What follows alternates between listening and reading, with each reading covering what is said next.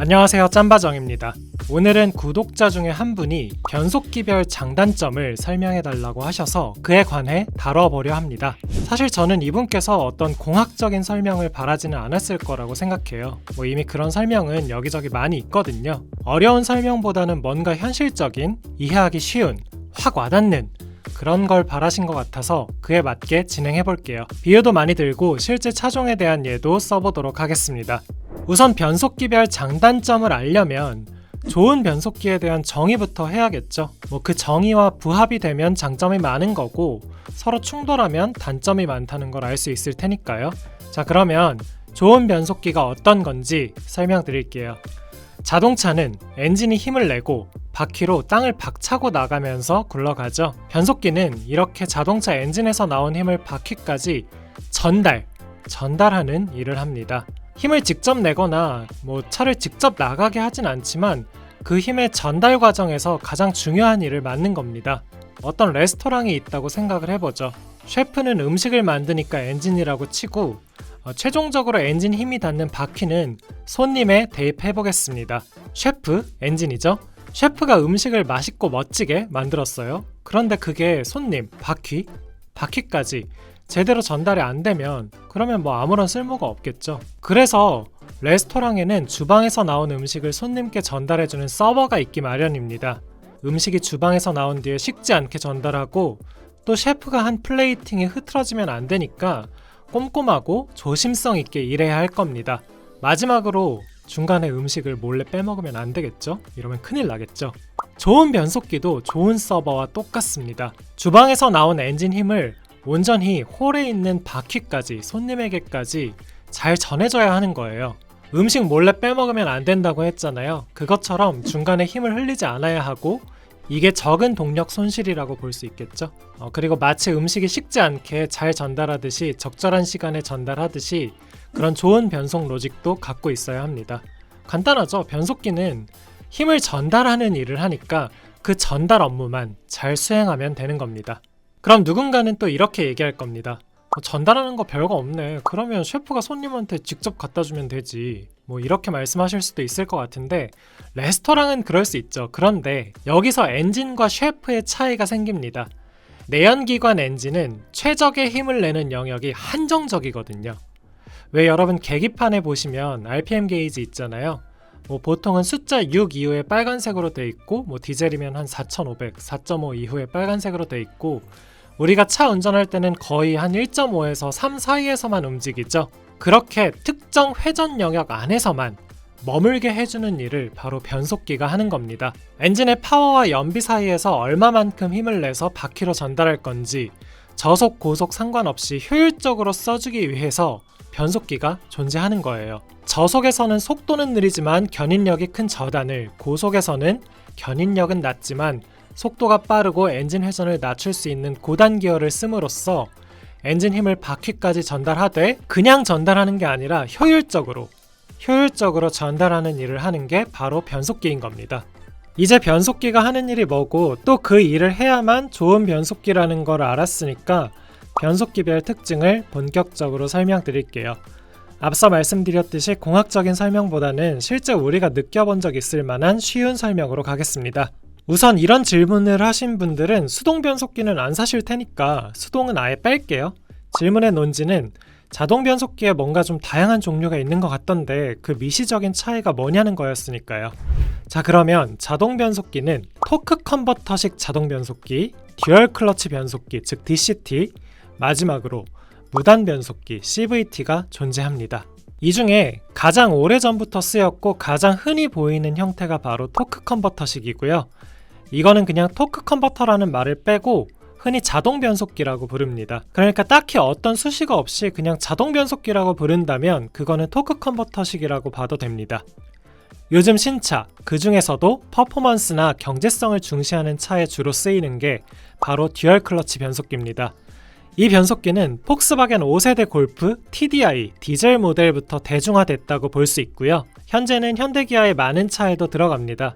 대표적으로 1.6 터보 엔진 달린 셀토스, 투싼, 스포티지를 들 수 있고 2.5 터보인 소렌토나 산타페도 들어가고 고성능 모델은 아반떼 N이나 벨로스타 N에도 DCT를 쓰고 있습니다. 마지막으로 무단 변속기. 이건 문자 그대로 기어가 없어서 그래서 무단 변속기입니다. 과거에는 주로 일본차나 경차에 쓰였었는데 요즘은 현대가 또 IVT라는 이름의 무단 변속기를 개발하면서 아반떼 K3, 베뉴에서 만나볼 수 있게 됐죠.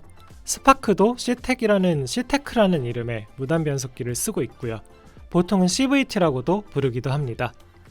그러면 변속기별 장단점입니다. 오늘의 핵심. 우선 토크 컨버터식 자동 변속기입니다. 이 변속기의 장점은 안정적이고 대중적이라는 거예요. 오래전부터 가장 널리 쓰였다고 했잖아요.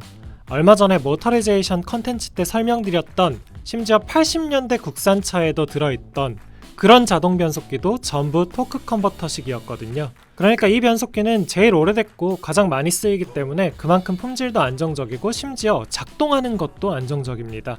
이 변속기는 경차인 모닝부터 대형차, 심지어 토크가 막 100kg 포스미터 넘는 차까지도 다 넣을 수 있어요.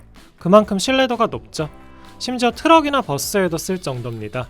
대중차인 토요타나 현대부터 벤츠나 BMW도 대부분 토크 컨버터식을 쓰고 있습니다.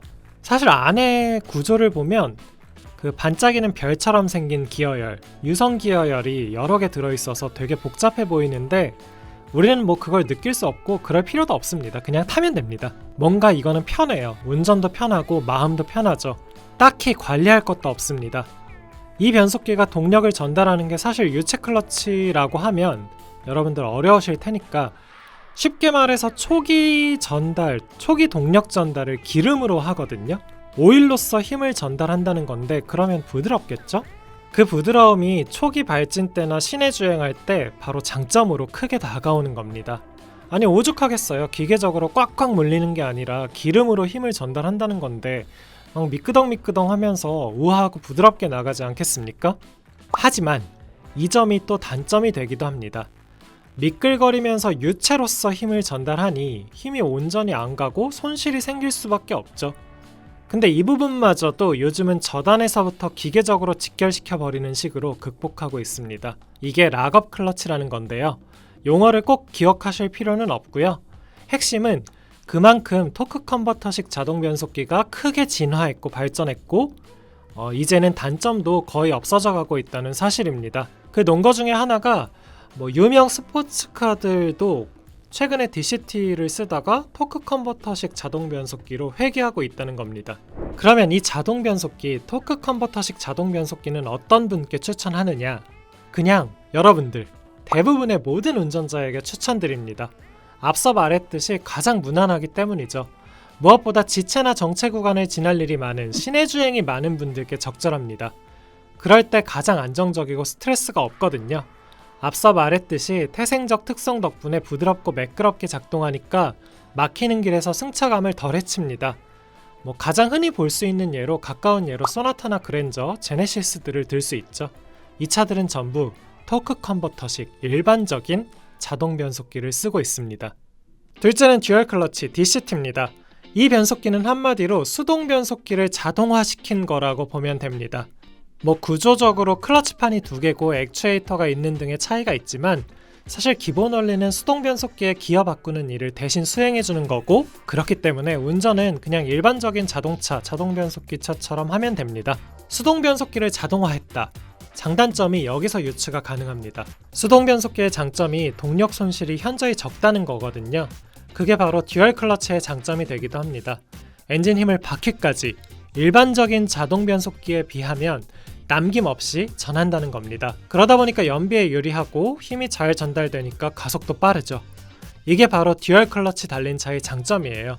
그래서 아예 연비를 중시하는 차라든가 아니면 스포츠카에서 가속이 중요한 스포츠카에서 만나볼 수 있죠.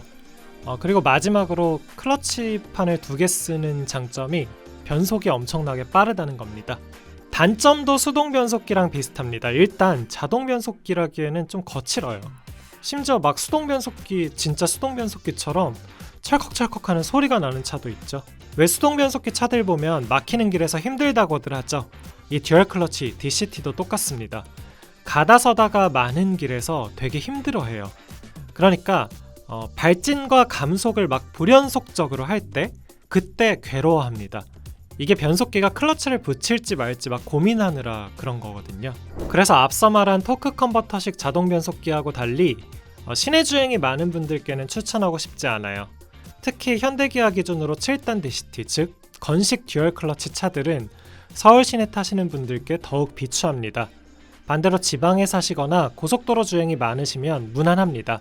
개인적으로는 차에 대한 이해도, 특히 수동 변속기에 대한 이해도가 높지 않은 분들께는 별로 권하고 싶지가 않더라고요. 이건 제 사견일 수도 있는데요. DCT는 수동차 몰던 분이 사는 게 가장 적절한 것 같습니다. 그럴 때 만족도도 높고요. 마지막으로 무단 변속기입니다. 엔진은 회전 한계가 있고 또 엔진의 효율이 잘 나오거나 파워가 잘 나오는 구간도 한정적이라고 했잖아요. 무단 변속기는 그런 엔진을 가장 이상적으로 쓰게 해줍니다. 때때로 엔진 회전을 아예 고정시킬 수도 있어서 엔진을 가장 매력적인 회전 영역에 머물게 한다. 이런 장점, 큰 장점이 있어요. 예컨대 힘이 필요할 땐 최고 출력 영역에 아예 고정시켜 버린다든가 연비가 중요할 땐 최적 연비 구간에 회전을 고정시킬 수 있게 해줍니다. 이거 완전 이상적이죠? 다른 변속기처럼 막 RPM이 널뛰지 않는 거니까요. 그러면 단점은 뭐냐? 가장 크게 지적받는 게 주행감입니다. 뭔가 엔진과 바퀴를 고무 재질의 헤어밴드로 연결한 것처럼 운전자의 의도가 제대로 전달되지 않는 느낌이 나요. 우리는 운전해본 경험상 가속 페달을 깊게 밟으면 엔진 회전이 오르내린다는 걸 알잖아요. 막 무웅무웅 이러면서. 그런데 무단 변속기는 때때로 힘이 늘어지는 듯한 느낌도 나고 때때로는 또 꽉 조여진 듯한 느낌이 나면서 튀어나갈 때도 있거든요. 이렇게 주행감이 어색하다는 거죠. 이게 단점이긴 한데 또 요즘 나오는 일부 무단 변속기, 특히 현대기아의 iVT는 마치 실제 변속이 일어나는 듯한 액션을 취하면서 그런 이질감을 줄이려고 하고 있습니다. 근데 이건 사실 어떻게 보면 무단 변속기의 장점을 주행감 때문에 희석시키는 일이긴 합니다. 또 하나의 단점은 내구성입니다. 무단 변속기는 일반적인 자동 변속기보다 내구성이 나쁩니다. 객관적으로 건식 DCT보다는 조금 나은 것 같긴 한데 평범한 자동 변속기보다는 수명이 짧은 게 자명해 보이더라고요. 그래서 택시에는 거의 안 쓰죠. 그럼에도 아반떼나 베뉴 K3에 iVT가 쓰인 건 이게 연비도 진짜 잘 나오게 해주고요. 차도 실제 출력보다 잘 나가게 해주고 또 조금 이거는 깊이 들어가는 건데 변속기의 변속비도 다른 기어가 있는 유단 변속기보다 더 크게 가져갈 수 있다는 장점이 있습니다. 이 장점을 잘 살린 또 다른 모델이 바로 현재 나오고 있는 더 뉴 스파크죠.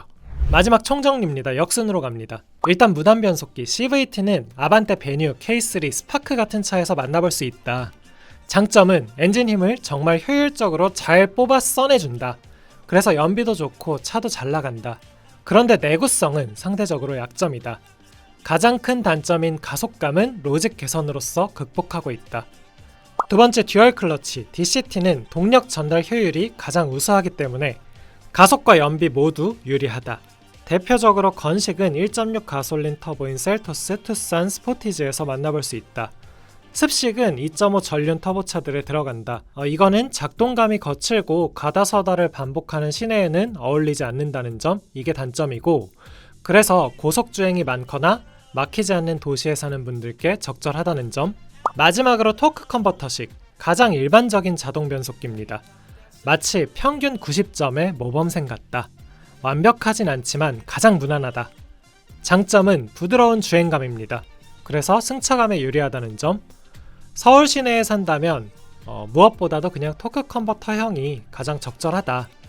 그래서 연비와 가속성에서 살짝 손해를 본다지만 요즘은 하도 좋아져가지고 그마저도 DCT와 차이가 좁혀지고 있다. 이렇게 정리할 수 있겠습니다. 진짜 좀 차를 오래 타고 싶다면 무단이고 듀얼 클러치고 다 필요 없고 그냥 토크 컨버터식 그 평범한 변속기가 최고입니다.